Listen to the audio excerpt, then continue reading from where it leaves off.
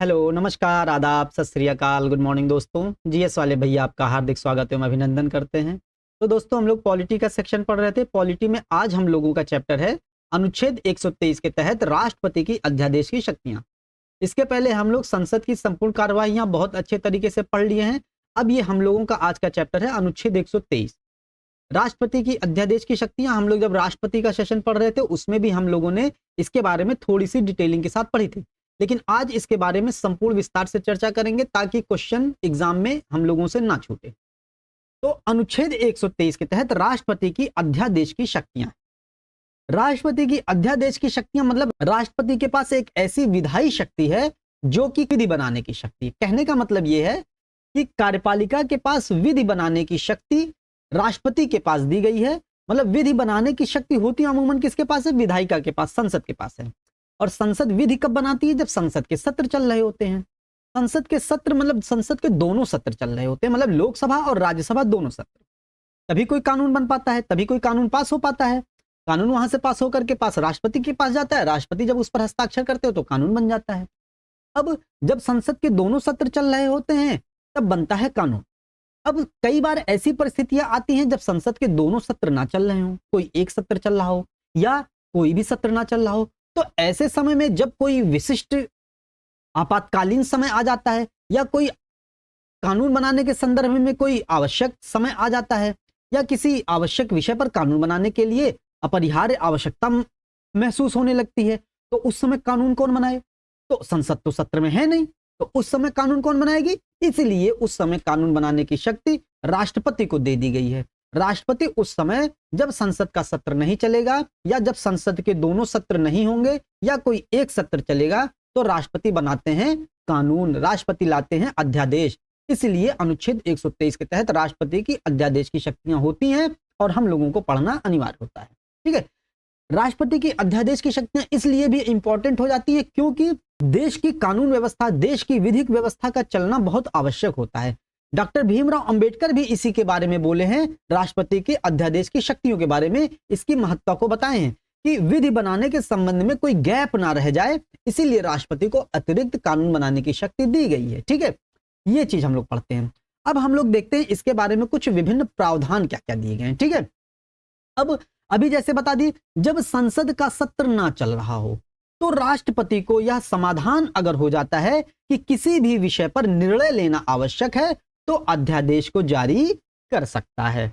संसद का सत्र ना चल रहा हो इसका मतलब दोनों सत्र चलने के अतिरिक्त कोई भी स्थिति हो तो राष्ट्रपति अध्यादेश लाएगा। ठीक है, ध्यान दे सकते हैं। अब जब दोनों सदन सत्र में होते हैं तब राष्ट्रपति को यह शक्ति नहीं होती है कि वह अध्यादेश जारी कर सके। ठीक है, अध्यादेश राष्ट्रपति के द्वारा लाया जाता है और इसका वही महत्व और वही प्रभाव होता है जो सामान्य विधि का होता है। मतलब अध्यादेश उतना ही पावरफुल होता है, उतना ही इंपॉर्टेंस का होता है जो संसद के द्वारा सामान्य विधि बनाई जाती है। ठीक है, लेकिन यहां पर ध्यान देना है, परंतु राष्ट्रपति का अध्यादेश जारी करने की शक्ति विधायिका के समानांतर शक्ति नहीं है कि विधायिका एक बार जो कानून बना देती है वो सर्वे सर्वा हो जाता है।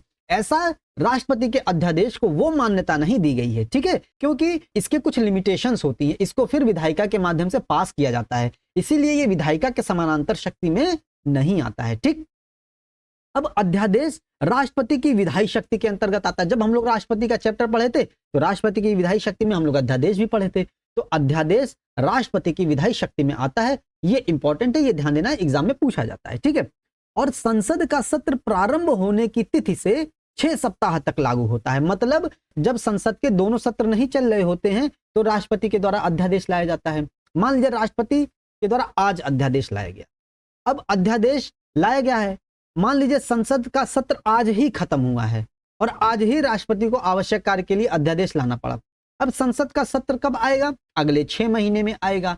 तो जब अगले 6 महीने में आएगा तो जब 6 महीने में संसद का सत्र शुरू होगा तो उसके 6 सप्ताह के भीतर जो है संसद के द्वारा उस अध्यादेश के बारे में निर्णय लेना आवश्यक होगा। ठीक है, ये ध्यान देना है, कुछ 6 सप्ताह तक निर्णय लेना आवश्यक होता है। और अगर संसद 6 सप्ताह के भीतर दोनों सदनों में अध्यादेश को साधारण बहुमत से अनुमोदित कर देती है, अभी इस लाइन को बता रहे हैं, अगर संसद के सत्र प्रारंभ होने के 6 सप्ताह के भीतर जो है अगर दोनों सदन उसको पारित कर देते हैं तो वो अध्यादेश कानून बन जाता है, स्थायी हो जाता है। ठीक है, लेकिन अगर उसको निरअनुमोदन कर देते, अनुमोदन नहीं निरअनुमोदन कर देते, मतलब संसद उसको अनुमोदित नहीं करते, उसको रिजेक्ट कर देती है, तो 6 सप्ताह की अवधि से पहले भी उसको समाप्त किया जा सकता है। ये चीज ध्यान देनी है। अब मान लेते हैं कि संसद का सत्र शुरू हुआ, संसद के 2 सदन हैं, एक सदन पहले शुरू हो गया, एक सदन बाद में शुरू हो गया, तो ये जो 6 सप्ताह माना जाएगा, तो 6 सप्ताह कब से माना जाएगा? पहले वाले सदन की शुरुआत से, पहले वाले सदन के सत्र की शुरुआत से माना जाएगा, या दूसरे वाले सदन के सत्र की शुरुआत से माना जाएगा? तो दोस्तों, जो बाद में सदन का सत्र शुरू होता है, जिस सदन का सत्र बाद में शुरू होता है, उसके बाद, उसके 6 सप्ताह के बाद तक ये माना जाएगा। ठीक है, जो बाद में सदन का सत्र शुरू होगा उसके वहां से काउंटिंग हम 6 सप्ताह की लेते हैं। ठीक है, ये चीज ध्यान देनी है। तो ये वाला भी हम लोगों का टॉप पॉइंट क्लियर हो गया। ठीक है, 6 सप्ताह वाली बाद वाली बैठक मानी जाएगी। ठीक, ये हो गया था। इसका मतलब क्या हुआ कि अध्यादेश अधिकतम कितनी अवधि तक रह सकता है? 6 माह और 6 सप्ताह तक। यहां से ये परिणाम निकल करके आता है कि अध्यादेश अधिकतम 6 महीने और 6 सप्ताह तक लागू रहेगा, क्योंकि मान लीजिए संसद का सत्र आज खत्म हुआ और आज ही आवश्यक कानून बनाने की आवश्यकता पड़ गई और राष्ट्रपति के द्वारा आज ही अध्यादेश ला दिया गया। अब आज ही संसद का सत्र खत्म हुआ है, तो संसद के सत्र में अधिकतम 6 महीने का गैप होता है, तो ये 6 महीने हो गया। और जब 6 महीने के बाद संसद के सत्र की शुरुआत होगी तो अधिकतम 6 सप्ताह के भीतर पास कराना आवश्यक होगा। तो ये 6 महीने और अगले 6 सप्ताह संसद के सत्र के शुरू होने के बाद। ठीक है, तो ये हो जाएगा अधिकतम कोई अध्यादेश कब तक लागू हो सकता है? 6 महीने और 6 सप्ताह तक लागू रह सकता है अधिकतम। ठीक है, ये ध्यान देना है। और यहां से एक ध्यान देना है, अब राष्ट्रपति ने अध्यादेश जारी कर दिया, तो अध्यादेश को राष्ट्रपति कभी भी वापस ले सकता है, मतलब मंत्रिमंडल की सलाह पर राष्ट्रपति अध्यादेश को कभी भी वापस ले सकता है। ठीक है, ये ध्यान देना, मतलब उस 6 महीने के भीतर भी राष्ट्रपति कभी भी अध्यादेश वापस ले सकता है यदि संसद का सत्र ना चल रहा हो। ठीक है, ध्यान देना है। और उस समय संसद का सत्र चल नहीं रहा होता है तो मंत्रिपरिषद नहीं, मंत्रिमंडल की अनुमति पर वापस ले सकता है। ठीक है, एक विधेयक की भांति अध्यादेश भी पूर्ववर्ती हो सकता है, अर्थात इसे पिछली तिथि से प्रभावी भी किया जा सकता है। मतलब एक विधेयक की भांति, विधेयक जैसे क्या होता है, पूर्ववर्ती समय से भी लागू हो सकता है। तो राष्ट्रपति के द्वारा जारी किया जाने वाले अध्यादेश ये पूर्ववर्ती समय से भी लागू हो सकता है, मतलब आज अध्यादेश जारी किया गया तो पिछली भी तिथि से इसको लागू किया जा सकता है। ठीक है, अब इस अध्यादेश के माध्यम से कोई नया कानून भी लाया जा सकता है, अध्यादेश के माध्यम से राष्ट्रपति कोई नया कानून भी ला सकती है, और अध्यादेश अमूमन मंत्रिमंडल की ही परामर्श पर, मंत्रिमंडल के ही आदेश पर लाया जाता है। ठीक है, ध्यान दीजिएगा। तो अध्यादेश के माध्यम से नया कानून भी लाया जा सकता है, जैसे अभी हम लोग देखे होंगे दिल्ली के संदर्भ में, दिल्ली के उपराज्यपाल को क्या अधिकार दे दिए गए थे अध्यादेश के माध्यम से कि वहां के जो अधिकारी होते हैं उनकी नियुक्ति करना, उनका स्थानांतरण करना भी उपराज्यपाल को यह शक्ति दे दी गई थी। ठीक है, अध्यादेश के माध्यम से। ठीक है, ध्यान देना है। अध्यादेश द्वारा किसी पुराने कानून में संशोधन भी किया जा सकता है, कानून में संशोधन किया जा सकता है, ये इंपॉर्टेंट है, ध्यान देना है। कानून में संशोधन किया जा सकता है, परंतु संशोधन, संविधान में संशोधन नहीं कर सकती अध्यादेश।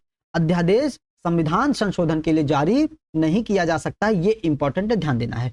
मतलब नया कानून ला सकती है, पुराने कानून में संशोधन कर सकती है और किसी कानून को रद्द भी कर सकती है, लेकिन संविधान संशोधन के लिए अध्यादेश जारी नहीं किया जाएगा।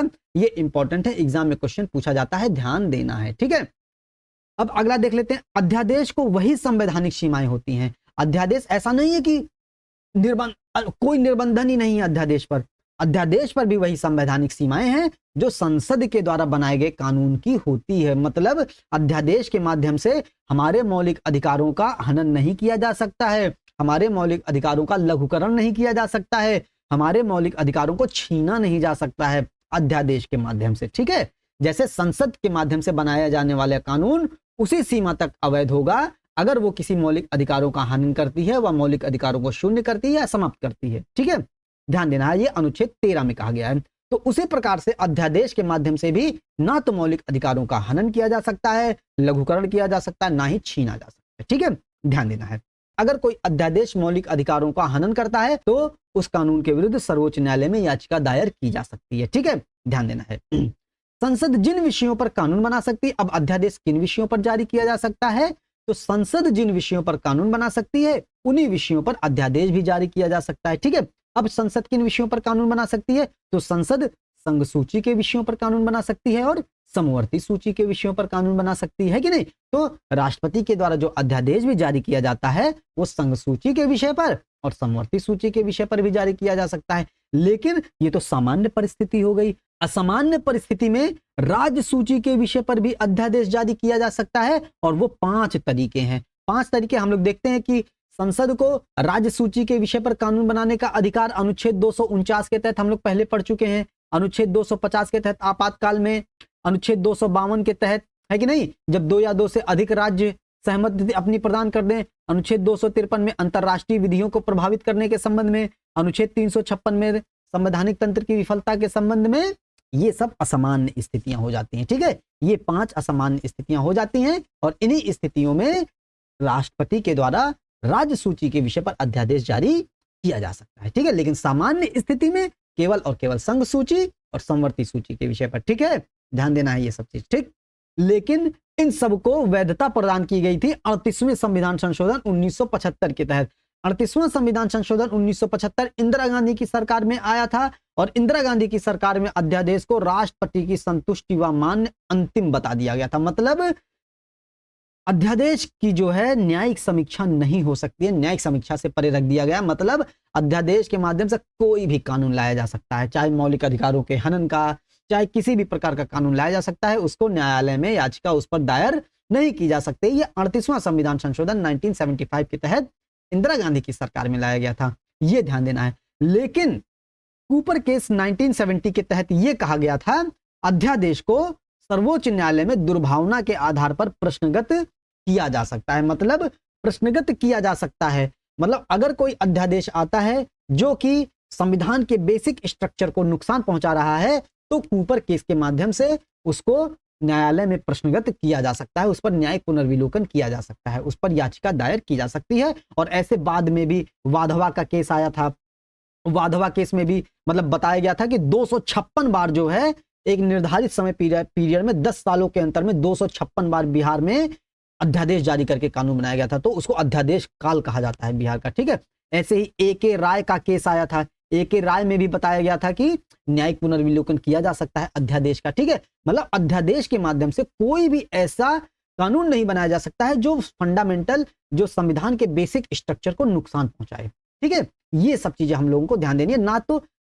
ना तो मौलिक अधिकारों का वो हनन करे, ऐसा अध्यादेश नहीं लाया जा सकता है। ठीक है, और अगर लाया जा सकता है तो इन सब केस के माध्यम से, ए.के. राय, वाधवा केस, कूपर केस के माध्यम से इसको न्यायालय में याचिका इस पर दायर की जा सकती है। ठीक है, तो ये सब चीजें थी हम लोगों को पढ़नी, और ये सब चीजें राष्ट्रपति के अध्यादेश के बारे में हमको इतनी चीजें जानना बहुत आवश्यक है। अगर आप लोगों ने इसको अच्छे से कर लिया, क्वेश्चन एग्जाम में इससे बाहर जाएगा ही। ठीक है, तो दोस्तों हमारे सेशन में किसी प्रकार की कोई फालतू बात नहीं होती, टू द पॉइंट बातचीत होती है हम लोगों की टॉपिक से रिलेटेड। ठीक है, तो दोस्तों इसीलिए उम्मीद करते हैं सेशन आपको पसंद आता होगा, इसीलिए उम्मीद करते हैं सेशन को आप लाइक कीजिए, शेयर कीजिए, सब्सक्राइब कीजिए और कमेंट भी कीजिए। ठीक है, तो दोस्तों मिलते हैं अगले सेशन में किसी नए टॉपिक के साथ। जय हिंद, जय भारत।